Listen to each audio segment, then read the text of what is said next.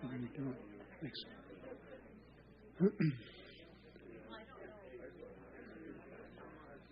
Hello, Keely. How are you? Okay, can we get started? I want to respect the time. I don't want to destroy the fellowship because that is a big part of the life in the body, the one another's that we talk about.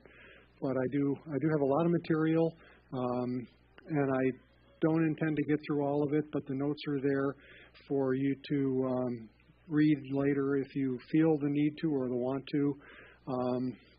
I apologize for one thing. As I wrote this, I didn't put them in the format of the adult fellowship groups. I can do that later, and I'll ask Bob or Matt if they want me to do that. But the material is there, and it would be the same whether it was in a different page format or not. But while we're going on, I want to just say that I spent a lot of time looking at this. But there are a lot of people that are a lot smarter about music than I am, probably some of them sitting here. So I tried my best to capture music through the ages, which is a big subject. And I will skim over some things. And I also want to say that with my background in theory and composition, primarily with some good schools and really good teachers, most of what I'm going to talk about, not most, but I will talk about a lot of musical aspects. And some of you may be here to want to know that, and that's good. But I really want to put that all in the framework of worship music. So with that, let me start by we'll start at the top of the thing. Last week, Matt referenced Ephesians 5:19, which says, speaking to one another in psalms and hymns and spiritual songs, singing and making melody with your heart to the Lord. And that's a good start for us as we think about this talk, because we want to look at music in the context of worship and in the church primarily, but more than just in the church. And I want you to if you would please, keep 3 points in mind as we go through this material and try to think of those points as I'm talking about various things. They are the influence of culture on the church and in the music that we use. Influence of culture. Number 2, what constitutes acceptable music for worship and who decides? And then thirdly, style versus substance, which I will say for me was a big aspect of my coming to Christ. I'll just say very briefly, I grew up in New England, and the style of music that I was used to was very traditional and very much the kind of hymns that we talked about. And Meredith and I wound up going to a church. There were only 2 English-speaking churches in Venezuela, Caracas, Venezuela, when we went there. I was not a believer at the time. We were married, and I guess, should I say, took a leap of faith, thinking that I maybe was further along than I actually was. But, and I don't want to put that in the wrong terms, but we went there, and there were only 2 English-speaking churches, one of which was a Southern Baptist Mission church. And the style of preaching and the style of music was very different than what I was used to. And I had to come to grips with style versus substance. And I eventually realized that there's a lot of good substance in styles of music that I'm not as familiar with. So to me, it's an important acceptable what is appropriate for worship. So not meant to be exhaustive at all. And I'm going to, as best I can, I'm going to skim the surface. You can see my background as you read through that paragraph. It's a musician, majoring in theory and comp, as I said. And please, as I go on, feel free to ask questions if I use musical terms that you don't know or aren't familiar with. We're going to focus on music in the church and used for worship, but I also want to keep in mind that there is Christian music, solid church music that is used and performed in the concert hall. So we'll talk about that a little bit as well. And I want to show that all through history there's been a battle between music that is intended for worship, that is sacred music, and the influence of the worldly on that music, and to discuss our idea of cultural views of what is good and what is not good church music, is appropriate for worship or not. Scope's going to be broader than what we might talk about. I'm really going to try to look at lots of different types and styles of music that some of you may not have in your playlists, which maybe I do. And I will say also in advance that my knowledge of contemporary Christian music, which is the music that we typically listen to mostly today, is not as deep as probably some of you might be. My history of contemporary Christian music probably is about 25 years out of date. And there's a lot of stuff that has been going on since then, which is good, and I don't know as much about it. There is some sheets over there, in addition to this material, which I asked to get copies of. It's recommendations from the Gospel Coalition on about the last 5 years of Christian artists that were solid for some of the ones now. So I know people like Shane and Brandon Lake and some others, but they might be a little older than some of what is going on right now.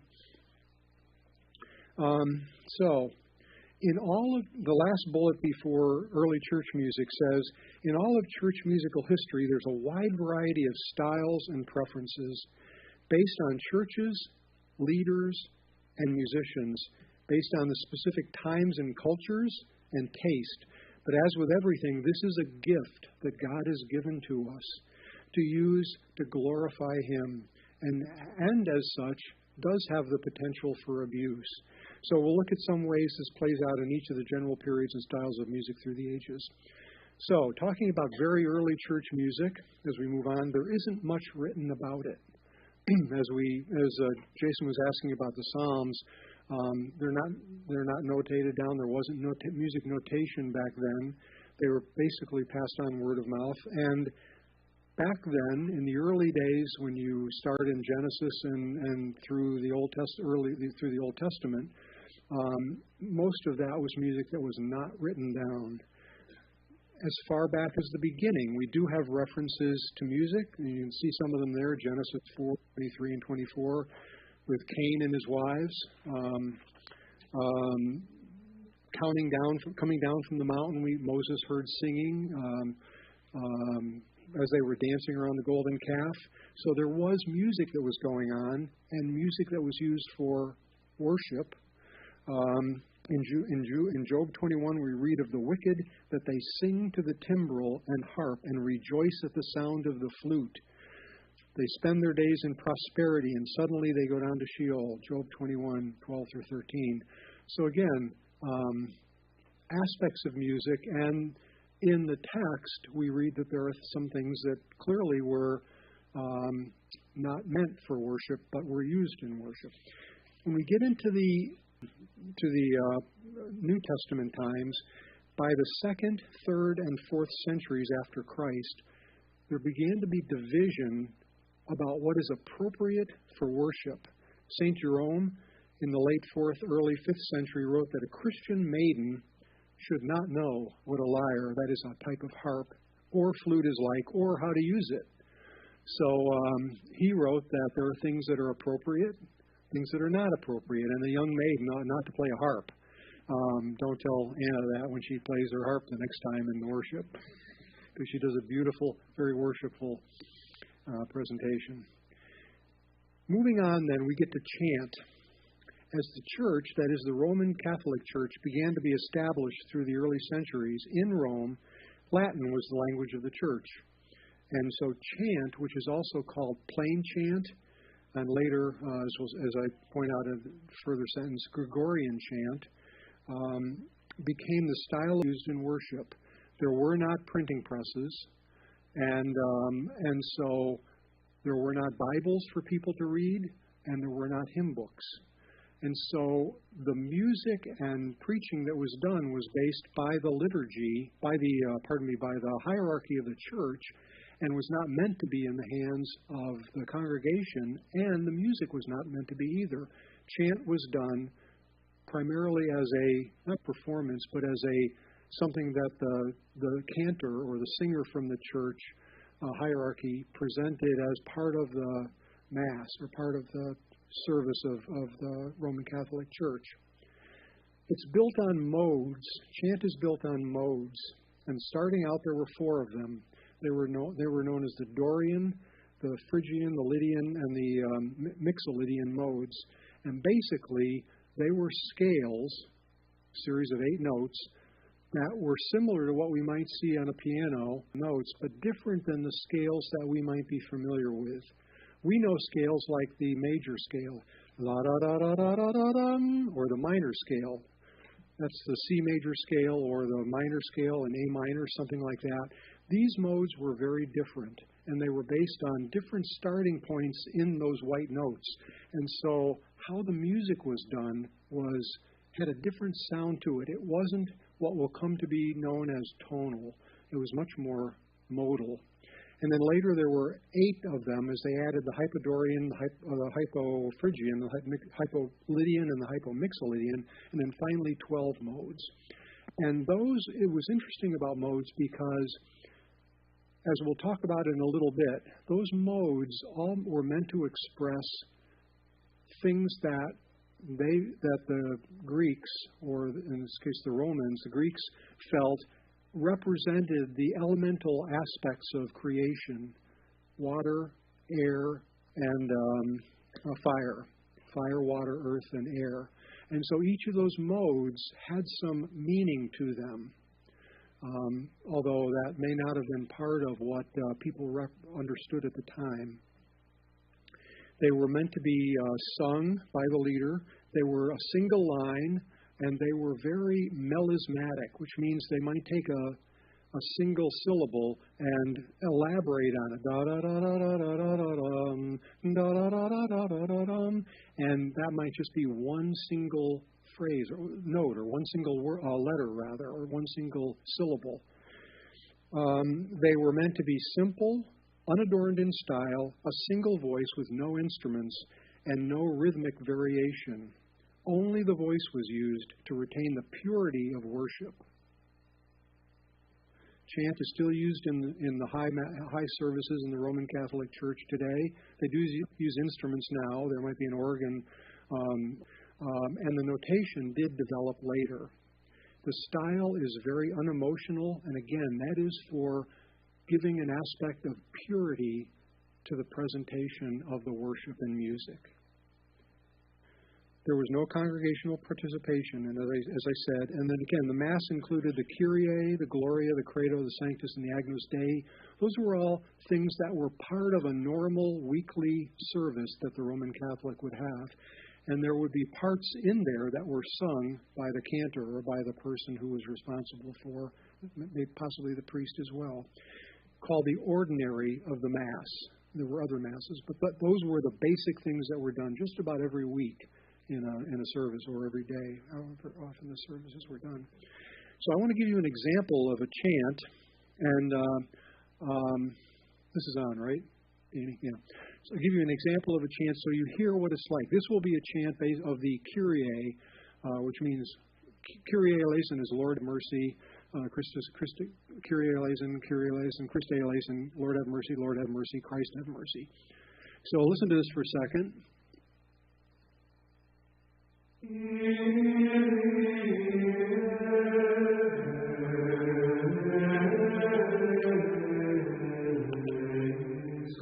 you go to the next page, you can see the writing of this notation.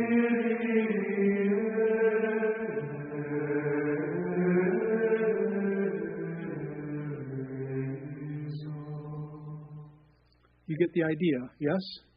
Do you hear how it kind of expands on a syllable and just takes its very melodic, but it's one voice alone.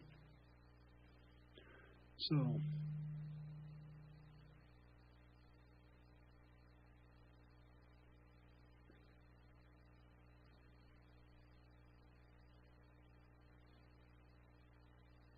okay.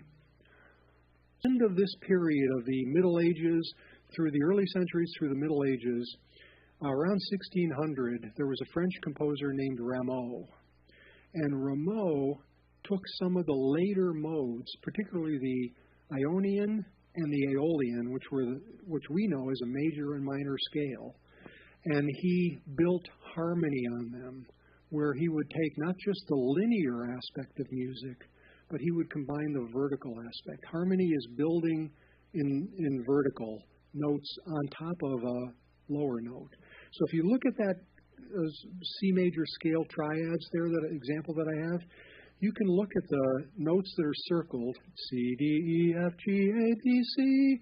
That's a major scale, and they built notes in thirds or in three notes, C, D, E, E, F, G, above that.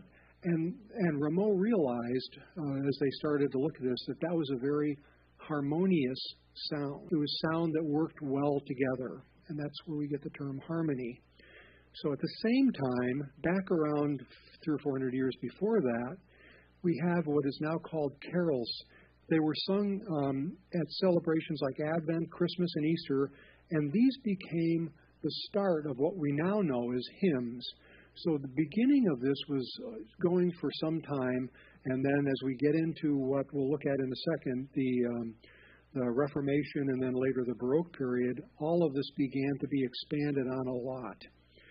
So, what are some ways the church in this period tried to distance itself from the culture around it? As we come to the Reformation, a Catholic contemporary of Luther named Erasmus, 1466 to 1536, complained that the congregation couldn't hear the words because even though they didn't know Latin anyway, so they didn't really speak Latin, although that was the language of the Italians anyway. They complained that the congregation hear the words because the instrumental music was crowding out the text.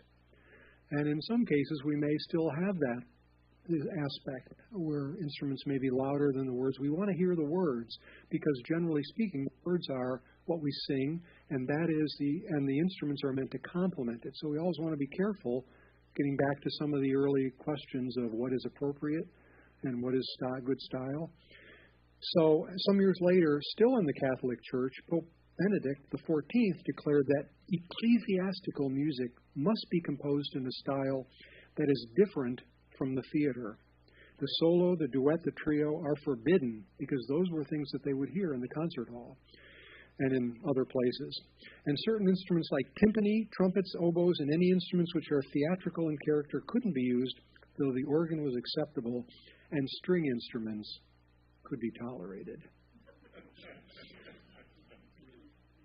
Particularly, but I'm biased a bit. The church's goal was to separate its worship from the influence of the culture around and eliminate anything that would cause people to associate the worship with activities of the world. And all through this period, a truly appropriate style of worship music to be considered had to be grave and devout, devoid of passion and emotion. The sacred was considered restrained and pure, not expressive or elaborate. And we'll see how that changes through time. So, then we get to the Reformation. Any questions so far? Am I confusing you? Again, think of those things. What's appropriate, what's stylistically accurate, and what's cultural as we think through this. Then came the Reformation, where the Roman Catholic Church wanted to keep control of worship through the use of language which the common people didn't read. The Reformers' goal was to bring worship to the undercommon person. Now they had the printing presses, and so Bibles were printed, and they could be printed in the local language of the people that were in the church, German as opposed to Latin or French or whatever. And they could also have hymn books, and so hymns became the natural expression of worship and music. Since hymn books were available. The common man's understanding of music was common, as you might expect, and so for the Reformers, they wanted to keep the music simple so that it would be approachable by the people that were going to be singing it, but at the same time worshipful. And there were competing views of what that meant. So, for instance, Calvin and Zwingli and others felt that only text specifically from the Bible should be used.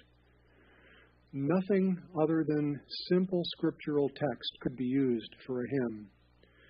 Hymns that didn't quote the Bible were banned, and there would be no instrumental usage either.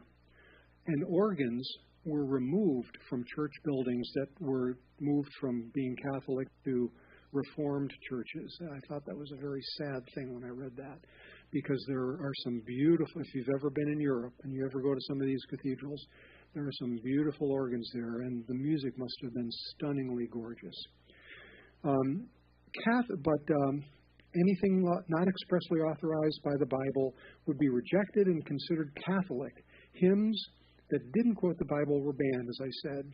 Luther, on the other hand, used hymns to teach the truths of the faith. The result was a wealth of hymn writing and congregational singing, and one of the most known is "A Mighty Fortress Is Our God," which I think someone mentioned that earlier. And you can see an example of an early hymn book there. As you can see from the hymn book, there's notation. At that time, there was 4-part harmony. And the melody itself is very simple. "A mighty fortress is our God." It's a tune that the people in the congregation would have known well. Luther has been accused of using bar music out of the bars for his tunes, but that's actually inaccurate. The style or the form of music that he used, rather, is called AAB. It's a section, a repeat of that section, and something new, AAB, and that's called bar form. So it wasn't that he pulled hymns out of the bar. We didn't go into the local pub, and grab a tune and then turn it into a hymn so that people would know it. He didn't frequent. I don't know if he frequented pubs or not, but and that's not relevant. But at any rate, that understanding. And his hymns were not only direct statements or paraphrases of Scripture, and he explained them in this quote: "I too, with the help of others, have brought together some sacred songs in order to make a good beginning and give an incentive those who can better carry the gospel on and bring it to the people. And these songs were arranged in 4 parts for no reason other than I wanted to attract the youth who should and must be trained in music and other fine arts away from love songs and carnal pieces, and to give them something wholesome to learn instead." So we see that for young people, as we were talking about earlier, singing traditional hymns is a great way to build in good values into them at an early age. So we can see that there was some 4-part harmony. Some decades later, a man named Charles Wesley came along, and by the way, there was a lot of hymn writing done by this point. But Charles Wesley came along, and he was bridging this earlier period to what we know as the Baroque period of time. His years were later in the Reformation. And he was prolific. He wrote over 6,500 hymns. And many of them we know, "And Can It Be?" we sing often. But what set him apart, if you go to the next page, which is, the page numbers are there, but they're cut off, I apologize. What set him apart from the others was that he wanted to express personal feelings in their relationship with God, along with a simple worship from the older hymns. This resulted in a large number of hymns being written continuing into the first half of the 1800s. This feelings-based focus was a departure from centuries of musical styles and had influence all the way to our present day, as we will see, in fact, giving rise eventually to the Pentecostal movement, and it has some roots in the present-day music of Hillsong and Bethel. So what Charles Wesley did, in addition to coming up with a wealth of wonderful hymns, was he laid the groundwork for some things that added dimension to the music, but as we said in an early point, can lead to abuse. And so, again, we need to be careful about listening, what we listen to, and what is appropriate and what is not appropriate. So, to summarize all of that, general ideas we can take away from these periods of music so far: there was a tension between keeping church music pure from any influences And this included whether we would use instruments and which instruments were acceptable, and whether to allow expression of any kind in the music and or keep it entirely pure and I lost my place here, and expressionless. Whether the music should be primarily a function of church leadership or permitted to the congregation, and this was, in part, primarily but not exclusively a function of the Roman Catholic Church. And lastly, was the music only to be used for worship or teaching the congregation the aspects of the church? So next we're going to talk about the Baroque. Up to this point, any questions? Yeah, Chris? I have very limited music. So on the previous page, my picture is electric. Yeah. Notice only melody, no rhythm. I have no idea what that means. Thank you. I should have pointed that out. So there are many dimensions of music. There's melody, da da da da da da da da, and then there's also rhythm, da da da da da da dee da da, adding different note values to change how the music is done. And also you can group the notes into things like measures, like a bar of 4 notes, 4 beats. It really gets down to beats, where the beats occur.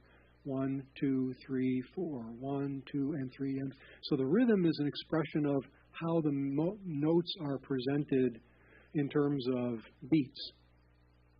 Does that help at all? Thank you. Any other questions? Yeah. So are all these the same kind of note, or no whole notes happening? Yeah, they are. They're the same? Yeah, they are. A mighty fortress is our God, a bulwark never failing. Yeah. These are noted, only the melody is in notation here, but it sounded like harmony was around that. There would be hymnbooks that would have the harmony. How far back do you think harmony goes? Because the notation only goes so far back. And then it seems... Yeah. I think it does go back, as I think I said, it goes back as far back as into the 12, 13, 1400s, because in secular music they would have different instruments playing together and knowing what would sound good. But really when Rameau came along and formalized harmony into what we know of as tonality, that's when the idea of, and I'll talk about what tonality means, that gets to where the harmony then becomes a real aspect of the music. So you don't think the ancient Sumerians were singing in harmony? I don't know that. Do you? I don't know that, but I suspect it's something about humans that produces harmony. Yeah. So I want to, I guess, couch that in one. So the question is, the Sumerians, did they have harmony? And I guess I want to frame that in terms of, I'm talking about mostly Western music. What went on in Asia and things like that, in Africa, I'm not getting into that kind of things here. There's different aspects of African music that we will talk a little bit about as we go further. But I'm not intending this to be anything in terms of will. And Sumeria is a little further east, I think. Any other questions? Okay. Baroque music. I'm going to talk about a framework of mine of this. I personally think the Baroque music is probably one of the high points of church music that we have, not just because of J.S. Bach and some other composers. But the word Baroque essentially means exaggerated or elaborate. It comes from a Portuguese word meaning misshapen pearl, almost like a freshwater pearl, if you will. Roughly the period of 1600 to 1750. Note that Bach died in 1750. His dates are 1685 to 1750. Handel lived from 1685 to 1756. So that period is really the golden age of the Baroque.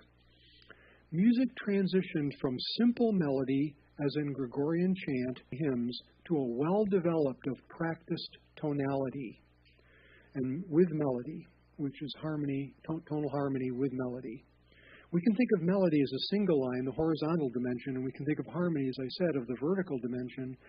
And tonality gets to how we organize the different scales and chords into a framework of a principal note and chord and all the things around it. So we can talk about the key of C. That is, all the aspects of music that go on in that piece relate to that central tone of the note or key of C. Everything is in C, if you will. And so it's more than simple melody and harmony, though. Chant was a restrained style of music, and as we saw, we began to get emotion included. But in this Baroque period, we also began to have things like dynamics, loud and soft, or different rhythms, or things like greater degree of expression, loud and soft rhythm beats, grouping of beats into measures, and changes in note values. This had been true to some degree with modes, but it really began to flourish in this period, in the Baroque period. As with harmony and tonality development, musicians also began to associate meaning to the keys. And this became really important, and it's a lost aspect of music, which we don't know. So, for instance, something that was written in the key of C expressed purity, simplicity, and happiness. D was meant to portray triumph and victory. The key of E flat was used for cruelty and hardness. A minor was tender, pious emotions. And F sharp minor represented gloomy, passionate resentment. Performers, and I don't doubt that some audience also hear the difference in the keys and maybe knew enough about music to understand what those meanings meant. So, for instance, if someone went to a concert and they heard that this piece was going to be written in the key of D, they would have known what that meant in terms of the music that the composer was trying to portray. And so that meaning carried across in a deeper level of the music. And there were other aspects of composition going to the next page and performance that would portray meaning, but we're going to look at an excerpt in just a second which will demonstrate that very well. So why was this important? It conveyed additional meaning in the musical aspect of worship, which the writer, the performers, and probably the listeners understood. And so it added value to the worship, if you will. It gave additional meaning. And with the additional harmony, more than one line, came the idea that the composer could write for more instruments or voices in a piece. Probably Bach was the most representative time. He was someone who, during that period, was a pretty good organist and a fair composer, people thought. But really, Dietrich Buxtehude was the best organist. And one time, Bach walked something like 100 miles to hear Buxtehude play. He walked 100 miles. Because he wanted to hear the greatest organist of the time perform. I would probably put Bach a little higher than an okay organist, frankly, from what I know of the music that he wrote, at least. He wrote a wealth of music, and when he was working in church jobs, he was responsible for writing a cantata a week. Writing the music, writing the parts, rehearsing the instrumentalists for the ensemble that he had, and then performing it in the worship service. And a cantata was probably a 5 or 6 movement piece that included full ensembles and solos and things like that. So it was a busy time for J.S. In the midst of all that, he also fathered 20 children from his 2 wives. So he had a really busy life. The first did die, and he remarried, so don't get the wrong idea. But it reminds me of a line from Anne of Green Gables where someone who had a lot of kids said, "I'm fractious worn out." I suspect that his wife might have used that phrase. Bach took many of the well-known melodies, and he developed marvelous harmonies around them, and he used them in his works. "O Sacred Head" is a perfect example.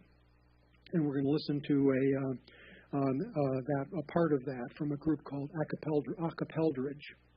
It's not really a group, but it'll sound like a group.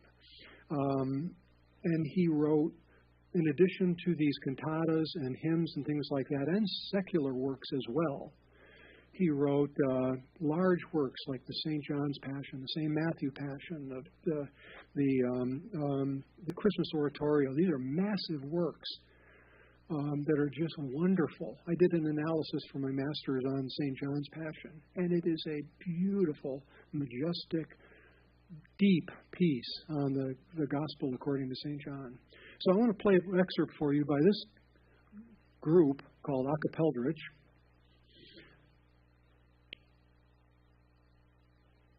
We'll go back to the beginning. I don't know.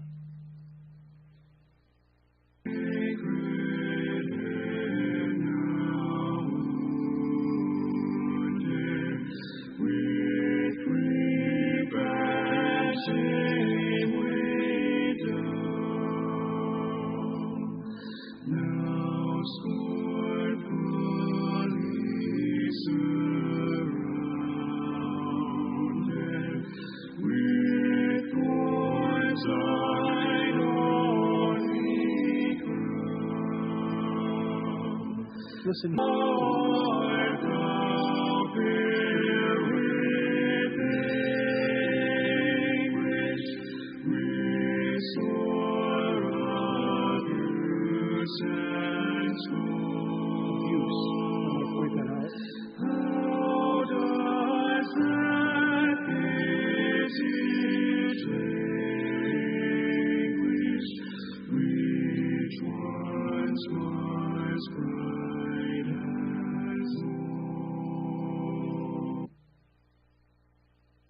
I think you'll agree that's a beautiful hymn and beautifully arranged. And the music, the voices inside move and create tension. And when you get to that line, abuse and scorn, he specifically puts two notes together that are only a half tone away, a semitone away, which creates tremendous representation of the word of anguish. And so he portrays the harmony beautifully and expresses things. And that guy's, as you can tell, a pretty talented singer to sing all those four parts at the same time.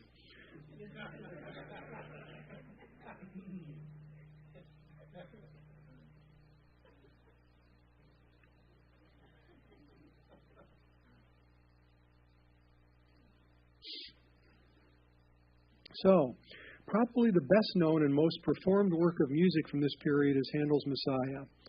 Handel's Messiah was originally written for the concert hall. Handel was broke at the time, and he needed something to kind of boost his coffers. And someone gave him the verses from strictly from Scripture. And in the space of 26 days, he wrote a 3-hour piece that included all of the movements of both the early years and then the Christmas time, the birth time, and then the end of Christ. So there's really multiple parts to the Messiah. We usually sing just the Christmas part, but he wrote all those parts, all the score. He wrote all the parts, and he didn't take a lot of food. People would his housekeeper would come to the door and try to give him food, and he basically would shoo her away. And he said later, I think I did see all heaven opened and the great God himself sitting there on the throne. We see a great example of the mixing of sacred music together with the normal, which is the secular concert hall. The text is entirely Scripture, as I said, and the musical language is rich. And I'm going to play a particular movement which is called The People That Walked in Darkness, which is a bass solo. This guy's got a great voice. And the people that walked, you know the text, the people that walked in darkness have seen a great light. The music starts in the key of B minor, and then when it gets, and the music, as you will hear, melody wanders a lot. It doesn't really have a place that it's going to, because the people are wandering in the darkness. He portrays it beautifully. And then as the light comes, it centers into the key of D. So it goes from B minor, which is related to D. We can get into that later if you want. The key of D, which is a triumphant, a majestic, positive key, major key.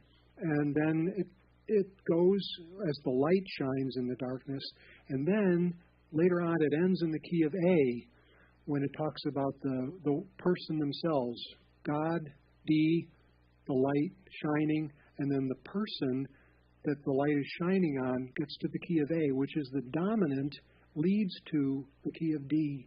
So in the meaning of in the short phrases that we get here, there's tremendous meaning to how the things are composed and written out. All of that in 3 or 4 minutes of music in the midst of 26 days of writing an entire piece. Not bad.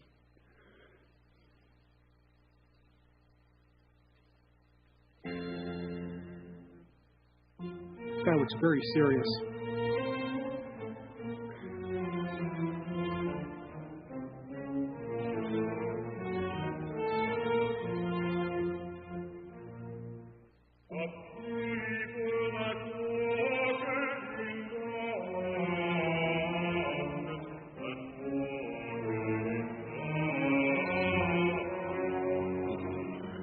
Gary could do this, I can't.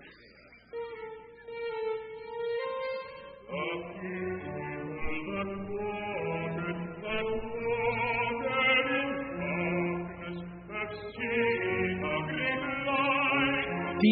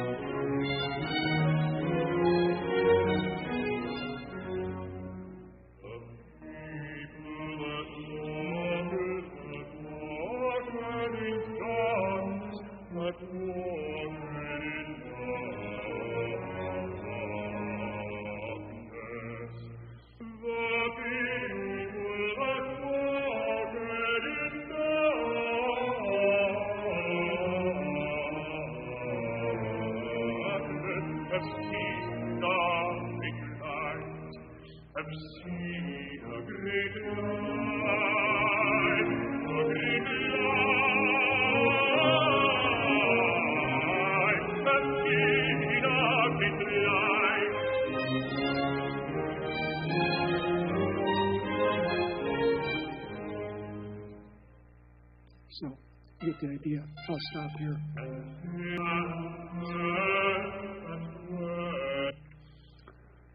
In the interest of time.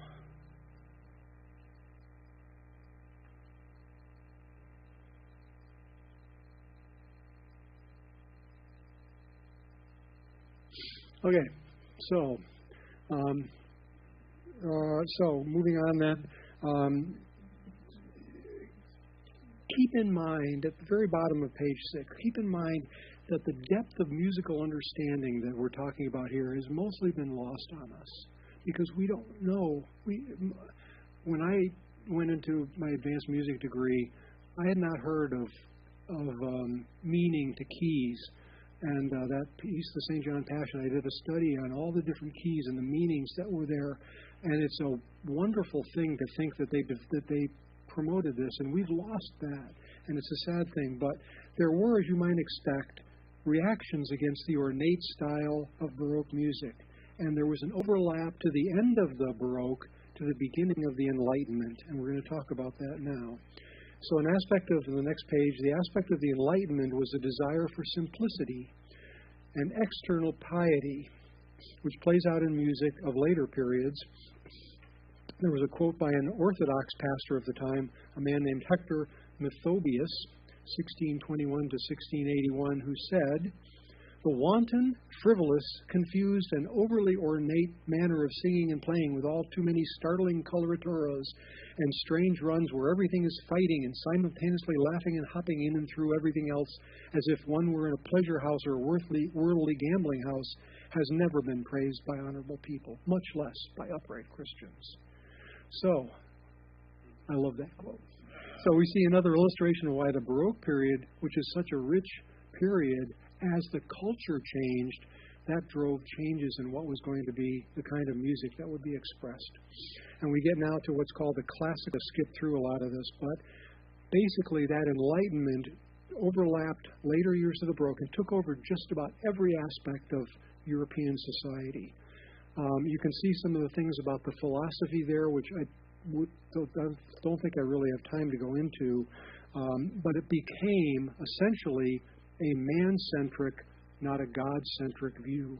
And so some things like deism and atheism became very prevalent in the European society based on the Enlightenment. So how did this play out in music in general, very bottom of the page, and church specifically? Two representatives of the classical period were Haydn and Mozart. And their music can be described as pure music. That is, it's music meant for music alone. It was beautifully crafted music, but it was, again, pure, simple clarity. Mozart is an extraordinarily clear composer, if you listen to his music. Paradoxically, that reaction to bring back clarity resulted in the Romantic period, which brought back emotion and expression, and then the Romantic period led to a lot of diversions in terms of what was acceptable, both in terms of the harmony and tonality of music and the way music expressed itself. But there were religious works during the period, and one particular composer in Europe named Gabriel Fauré wrote a piece which is simple in form and melody, non-traditional in harmony, though, because of some of the ways that he uses what you would expect and does something different. It's a church music, but it is meant for the concert hall. And it's very illustrative of the Enlightenment influence of music on the time and church music as well. So moving from Europe to America, next page, to moving from a European view of church music, I want to look at American music from the 1800s on. In the early 1800s, a society developed in Boston called the Handel and Haydn Society, and they started simply to provide the Boston audiences of performances of the masters of music, Haydn and Handel being two of them, and collections of church choir singing that would be used during the time also. And two particular composers were very prominent in that time: Thomas Hastings from 1784 to towards the end of the 1872 towards the end of the 1800s. He wrote nearly 1,000 sacred compositions and many hymns. But the thing that he was most responsible for was writings about music. And then there was another one named Lowell Mason, about the same time, and he also wrote a lot of music, but he was much more influential as a composer rather than a writer and a publisher of church music collections. And the Handel and Haydn Society really took on his music particularly. He favored simple, correct harmony. That's music that's by the rules that were traditional rules of harmony that were talked about. We've talked about a little bit. That were singable and unadorned in musical style, where the music sets the text very correctly and carefully. Instruments were allowed. An organ was preferred. Cello was acceptable, but the violin should be avoided because of its secular connotations as a popular dance instrument. Again, I might take exception at that. A particular contribution that Mason made was to establish singing schools. And now we get to the early 1800s with two particular schools that started. And I'm going to start with the second one first that I list. St. Olaf Choir, coming from Northfield, Minnesota, was started by a Norwegian immigrant named F. Melius Christensen, 1871 to 1955. And he started an ensemble that was famous for its perfection of sound, clear, almost a vibrato-less sound that was beautiful. And he chose profound spiritual music for the choir, and he developed a particular sound that was disciplined, controlled, with minimum vibrato. the choir has maintained that tradition all through the years and still goes on. It's still probably one of the best choir ensembles in the country, and those that train singers for choirs. And they've performed at the White House for Bush 45. The choir was the only non-professional group of the five that performed at the 88 Seoul Olympics. Did I get that wrong? It's not Bush 45. It's Bush. He was 40. Was he 45? Anyway, regardless. George Bush, W. Bush. No, not H.W. It was W. Bush, yeah. And then the other one was a school that developed in Princeton, New Jersey, called Westminster Choir College by John Finley Williamson in 1926. It actually moved to Princeton, having started in Ohio, by the way. And he coined the term ministers of music. And what he was famous for was developing people who would go on to be accomplished and very well-trained choir directors, so that they would then develop well-developed choirs. Both those ensembles sang with some of the best orchestras in the country. I know that Westminster Choir sang with the New York Phil. They sang with the NBC Radio Orchestra under Toscanini in the early years. And that ensemble, that school rather, is still going, although much, much diminished from what it started out as. Both Meredith and I have some background in those schools. Her brothers went to St. Olaf and graduated from there, although I don't think they sang in the choir, and she had other family members that went there because of the Norwegian heritage. And my mom was a graduate of Westminster Choir College, which is how she and my dad met. So they were famous for, so why is this relevant to music as part of worshipers now? These hymn writers and ensembles had a profound effect on the music that would be performed in the church, choirs across the country. And they helped to revive singing in America's churches when it was a period of decline. They differed in their approaches to what was proper and acceptable, professionalism versus musicianship, for example, but each in their way drove significant development in the music that would be used. And so we can summarize that period as hymnody was the main focus of the church worship in that early 1900s period. There was still a struggle between what was pure and what was culturally influenced. The Enlightenment had driven a focus on the arts and culture and performance, and the result was sacred music of the masters was performed in concerts. And by the beginning of the 20th century, choral singing in choirs developed a higher degree of professionalism. And the idea that the choir could be a performance ensemble as part of the worship services. And so we see that reflected in the special music that we have today. So the offshoot, I guess, of that is not only good choirs, but also that there would be, you could have special music, because these were really well-crafted ensembles that could sing special music. So I want to get finally to the last part, which is contemporary church music. And I guess at this point, any questions that you have? Yes.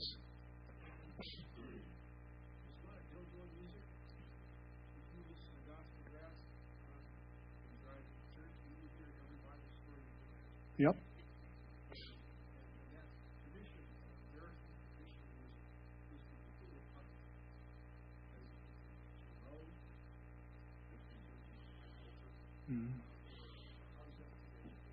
Yeah, so there were there were churches that had what's called sacred harp music. There was mountain music, as you talk about, and hillbilly music, and there's some wealth of music there. I don't mean to diminish that. I guess I'm talking more about what would be higher culture performed in more mainline churches, maybe, and that in itself is a judgment, a biased comment, isn't it? So the point is well taken. I didn't get into that, although we will talk in the contemporary music aspect about some things that were out of the norm, maybe. But that's a good question. And do you remember when the piano was invented or when the guitar was invented? So I know the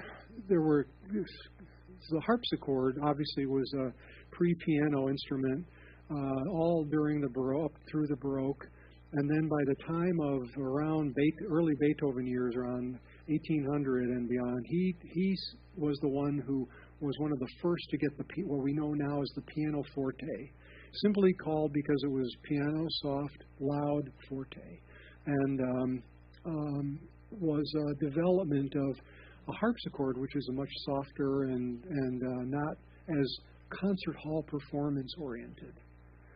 So first pianoforte, but Beethoven wrote music for the pianoforte a lot because he recognized the value of it from a concert standpoint.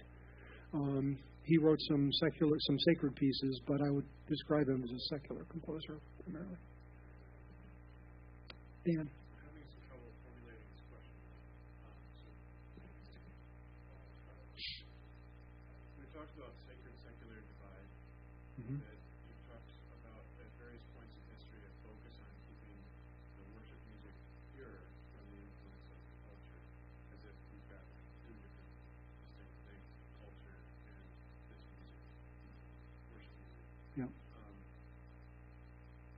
Is it, and also rolling in with the mountain music and whatnot, is it right to say, is it simply that culture will influence our worship music, or is our worship music one part of the culture that can then be to other parts? Is this more than just two forces here, right? Yeah. Instead, much more about individuals jostling, creating art, music, Right. Right. So the question is, does the culture just influence the music, or is it a bidirectional thing? Does music, and we would certainly hope that the music which we use in worship can impact the culture, which goes back to one of the first questions we had: how can we build that into our young kids? How can we get them singing hymns, which then impacts the culture as they grow? And I will say too that getting back to the mountain music question from your dad, I think that this gets to biases and prejudices that what we have, which is acceptable, which is one of the original points I had.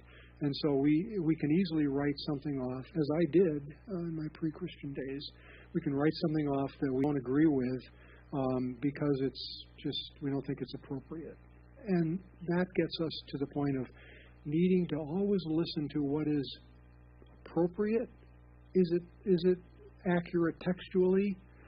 Is it quality music? There's some things that are very simple in contemporary Christian music, but I think are some of the best melodies ever written, which I could play for you, one by Michelle Toombs. I think it's Healing Waters. I think is probably got one of the best melodies I know because of the way that it builds tension in just from simple phrases. But people don't listen for that. We listen for what we like and what we don't like. And I think so to elevate our listening a little bit brings then the wealth of music that we don't necessarily listen to all the time. Does that answer both of those questions? I think so. I think it also brings up the Bible standard then to be judged whether it's pure or impure. Do we keep the chunky peanut butter chocolate? Sure. Do we let it peanut butter? Yeah. And what's the filter there? Yeah, well, I like chunky peanut butter myself. No, I like the nuts. But anyway, I don't know that I have a good answer for that. But again, it gets to what is pure, what is biased, what is appropriate, what is acceptable, and those are very subjective terms. And so we can have a lot of discussion on that, and I think the discussion is valid. But I don't think I have the time for it in the next 4 minutes. So let me just quickly then get through a little bit of contemporary church music. There was a drive philosophically in the early 1900s, which Francis Schaeffer captured beautifully when he talked about the line of despair and the breakdown of true truth, absolutes, and that absolute truth no longer applies. Truth has become what each of us feels is true, And this was reflected in the 50s and 60s as social mores broke down. And the schools and writers then took that on. There was a wealth of really good hymn writing in the early 1900s. Fanny Crosby, George Shea, John Peterson, there's some names I mentioned there. Explosion of gospel music through the artists of people like the Vaughn Quartet, singing quartet, much like Acapeldridge, who's a one-man quartet. And then Mahalia Jackson, if you know her music, spiritual gospel music, it's just beautiful stuff. But some of the hymns of the late 60s also took on a decidedly topical flavor. And I've listed the text of one hymn entitled God of Earth and Outer Space that we came across when we were looking at the Baptist hymnal in a church we went to many years ago. God of Earth and Outer Space, God of Love and God of Grace, bless the astronauts who fly above as they soar above the sky. Now that probably it's in the Baptist hymnal, but it's probably not one that any of us here have sung. We never did. It was written in 1969. So that's a topical hymn. By the 80s, there was a movement with bringing back spirituality, and we saw that with things like New Age efforts of things like Jesus Christ Superstar, Godspell, kind of a quasi-religious kind of effort. Barry McGuire, McGuinn McGuire, a rock group that came out. Barry McGuire became a believer and wrote a lot of Christian music at the time. There were some secular artists like Eric Clapton and Bob Dylan who had phases of writing some pretty darn good music, Christian-type music, but you have to question, Bob Dylan, we definitely have to question whether he was a believer or not. Eric Clapton, I would probably question also, but I won't make that judgment here. But then that leads us to names like Amy Grant, Sandy Patty, Stephen Curtis Chapman, and others who became forefronts of the Christian contemporary music time in the 60s and 70s, and another group called BC Talk, which came out of that. Nashville and LA predominantly were the places that started that, and then that led to groups starting in Nashville and LA, groups like Nicole Nordman, Jennifer Knapp, Michelle Toombs, Sarah Grove, Points of Grace, and many others. There's some lyrics there by a song by Jennifer Knapp, which I think is absolutely beautiful. You can read that.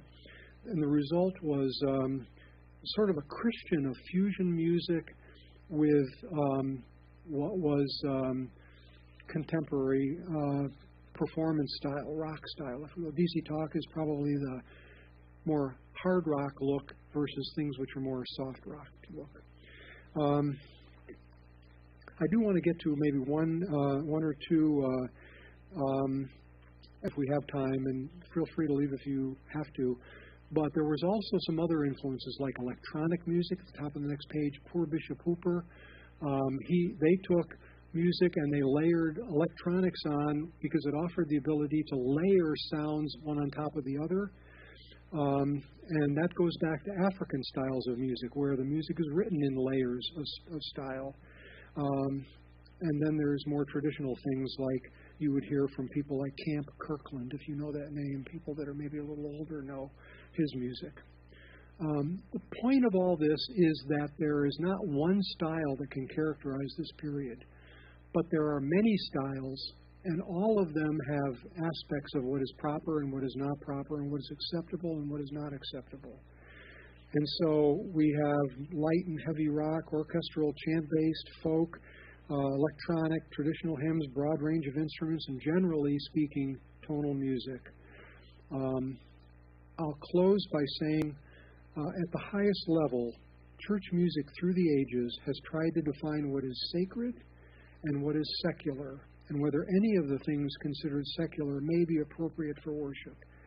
This is something that's probably going to be true for as long as we worship in churches, and goes on. And there are many aspects of that, and many, probably as many opinions in here of what is acceptable as there are people. And I understand that. But the point is it something that we can effectively worship God with? Because that is the purpose of church worship through music. If you have time, I just want to play. You can leave if you want. Please don't stay. But I will play This one particular piece, and maybe another one, this is a piece by a composer named Egil Hovland called The Glory of the Father. And it mixes chant with more choral music.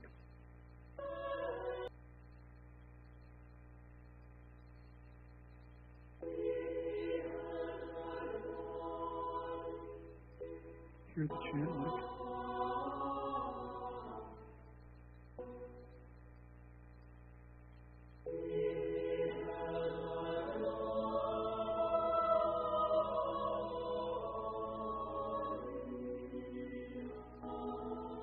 Obviously, text in John 1.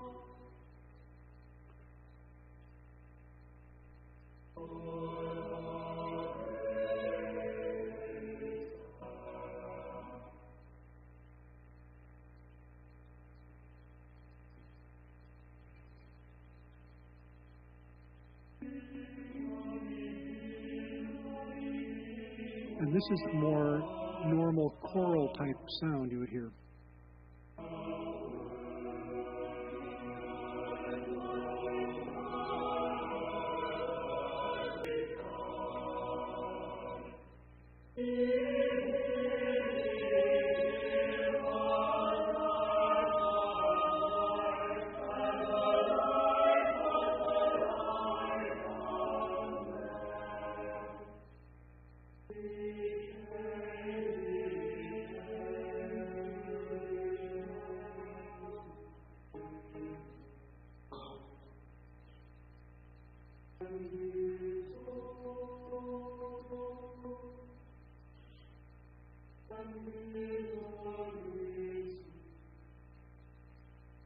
And it goes back to the beginning.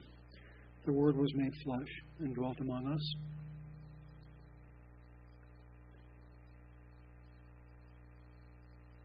Do you have time for one more? Would you be willing to listen to one more? This is Poor Bishop Hooper. Poor Bishop Hooper took their name from an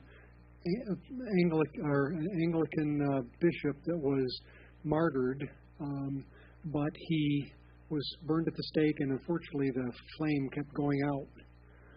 So he was tortured through that whole process, obviously, and he got the name Poor Bishop Hooper. I don't know why they used that, but they chose to. They're a group, just a couple in Iowa who do a lot of this music. They write and do a lot of this music in their home, and then they do go around and do some concertizing. And we've heard some of that, but it's just beautiful music.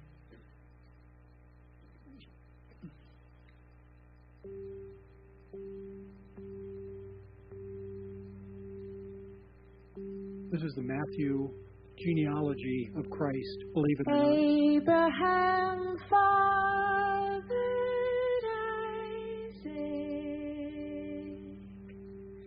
Isaac Jacob,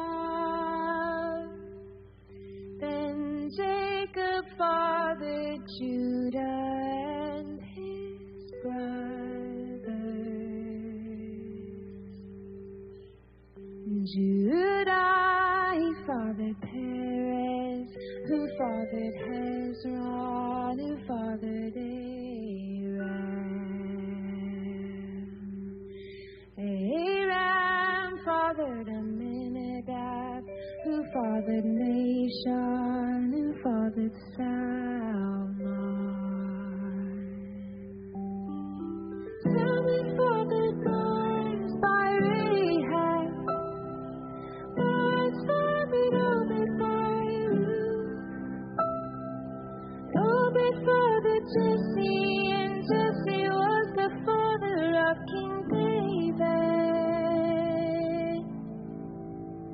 Then David fathered Solomon by Uriah's own wife.